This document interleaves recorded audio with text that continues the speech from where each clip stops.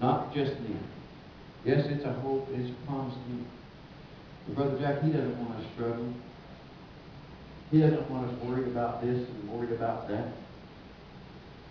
He wants us to have a life of peace and joy. Yes. And I want that for, not only for myself, but I want it for all of us. Because, church, I'm going to tell you something. I'd love to come in here and everybody just, you know, I know we're going to constantly have prayer requests while we're on this side of life because we have compassion. We want to see our loved ones saved. We want to see those that are hurting. We want to see them made whole. We want all those that are being held in bondage. We want to see them set free. So I know that we're always going to have those prayer requests. But what a day that would be if we could walk into church and just leave it all down. Yes. Hey, and God got it. Yes. He's in control of it. Just come in and just from the word go. Be shouting, singing, praising God. Hallelujah. And we can do that, church. We can do that because we make the choice when we walk in that door of how much we're going to give Him. We make that choice of how much praise we're going to give Him.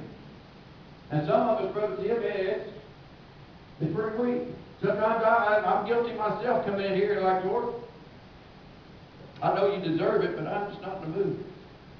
You ever been there? I'm just not in the mood.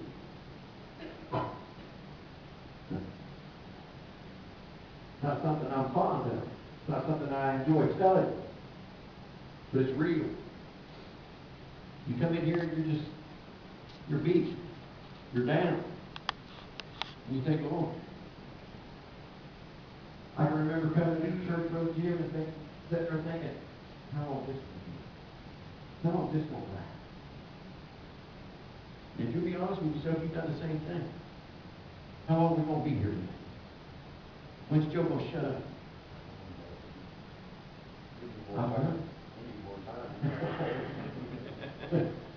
I'll take this talking. I think God wants us, I know He wants us to be happy. And I know that the reason He brought me to this message was He asked me a question. What are you waiting on? What are you waiting on? Why are you waiting on the resurrection? When everything I did was for this life. Everything that I brought with me in salvation was for this life, not the next. The healing, the prosperity, the provision, and everything that He brought with Him, it was for this life. This life. So that we can enjoy this life. The next life will take care of itself, Brother Jack. The Bible tells us there'll be no need for the sun. That's right. Think about that. There'll be no need for the sun there. So if there's no need for the sun, I ain't going to have to worry about nothing. Amen. So everything that Jesus gave me was so that I could be happy in this life. Amen.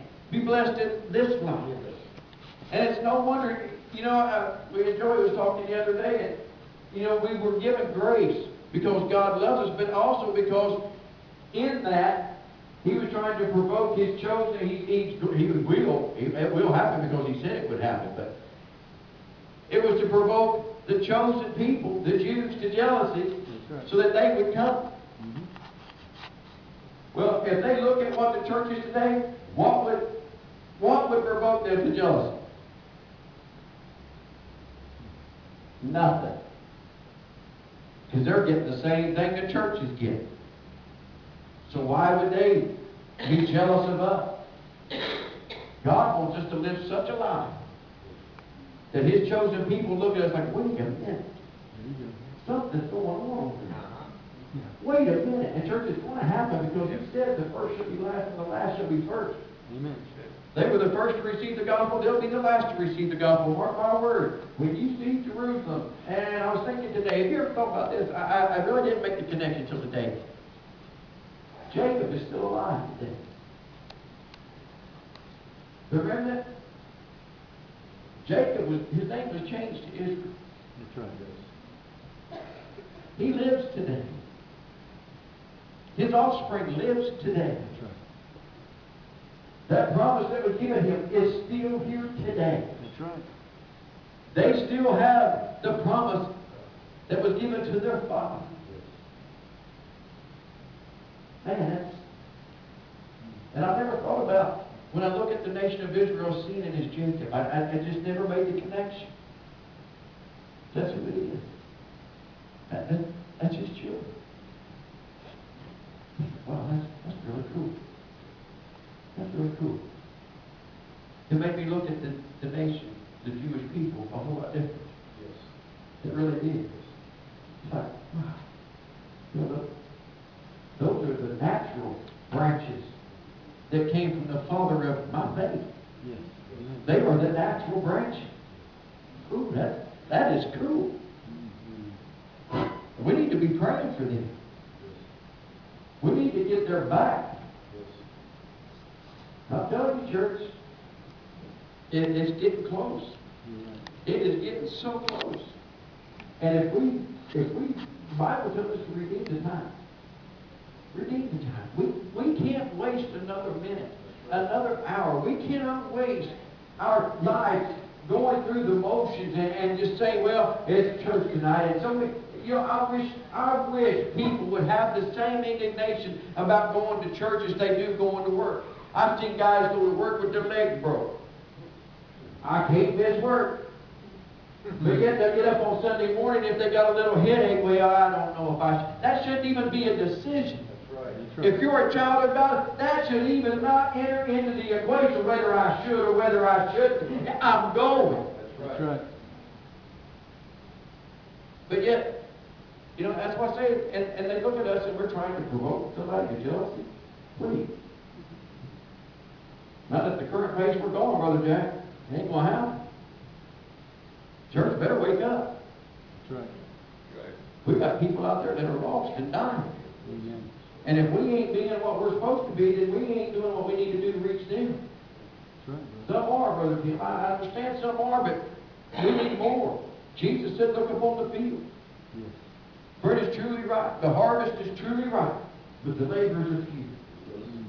The laborers are few. Church, enjoy the resurrected life today. Yes. Don't wait till Jesus returns. He is coming back. Never make a mistake about it. He is coming back. But before he does, what we have you ever thought about what we have here? I mean, really just stop and it's so awful that God, in His infinite wisdom, would give us a covenant that we didn't deserve. You can't work for it. There is nothing you can do to ever earn it. But He gave it. We've got this gift, and we won't even open it up.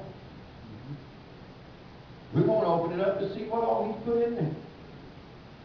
And we know that it's got to be good if it comes from God. I guarantee you, man, if Donald Trump was to pull up in your driveway and set a huge box, bam, drop it in your driveway, you would break your neck trying to get that thing open. Find out what's in there. Because Donald Trump said that. It's got to be good. That's something in there is expensive. I guarantee I'm going to find out what's in there. We've got eternal life right here in our hands. And we will not open it up.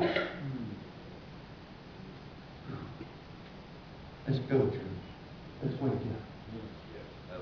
Let's be a church that's on fire, like that song said. I'm a church on fire. I belong to a church on fire. Why? Because we've got a work to do. We've got a work to do, not trying to get to heaven, and we're not working for our salvation, but we've got a work to do. We've got people out there that are dying, that are lost, they need help, and that's what we got to do. Yes. And Brother Ted said Sunday, we are His hands and His feet. I agree with him. Mark's 2nd chapter is my favorite chapter in all the Bible, and I'll tell you why. Because it is a true picture of what the church should be. It is a true picture of what the church should be. When those 4 brought that man of palsy, I love what Jesus said. I love what He said. When He saw their faith. Faith cometh by hearing. Hearing by the Word of God. He didn't hear of their faith. He saw their faith. Why? Because it produced something. It produced an action in them. Yes. It produced something to say, hey, you know what? Yeah, I've heard the word. Now I got to do something with it. That's right. See, we've got enough information. Now we need revelation. Information will give you to know, but revelation will get you to go. Yes. That's what they had, was revelation. They got that. It's like, hey, whew, we got something. I don't care if the house is full or not. Take it to the roof. There you go. Take him to the roof. We'll punch a hole in the roof. We'll let him down. That's determination. That's faith. That's right. That's what we need to do. That's right. Faith. Becky, go. Did you put a plate on that thing? There we go. If you want more of Jesus tonight, I mean, you know, you've been here long enough to know these altars are always open. Yeah. If you want more of Jesus in your life tonight, come get it. And hey, well, you know, I know I was slack. I want more of you. There's no shame in wanting more of Jesus.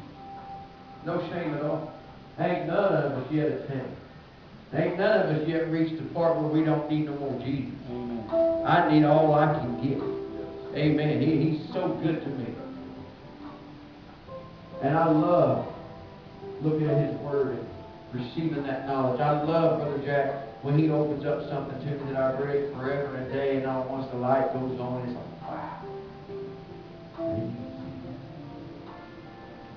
So true. I'm going to shut up now, church. Leave me alone. If there's nothing else, just to thank Him for His goodness, for His grace. I thank you for coming out tonight. I pray that tomorrow will be a blessed day. That you'll do everything God wants you to do. That you'll be looking for an opportunity to witness, and then we can be that city that's suddenly healed. That light is shining.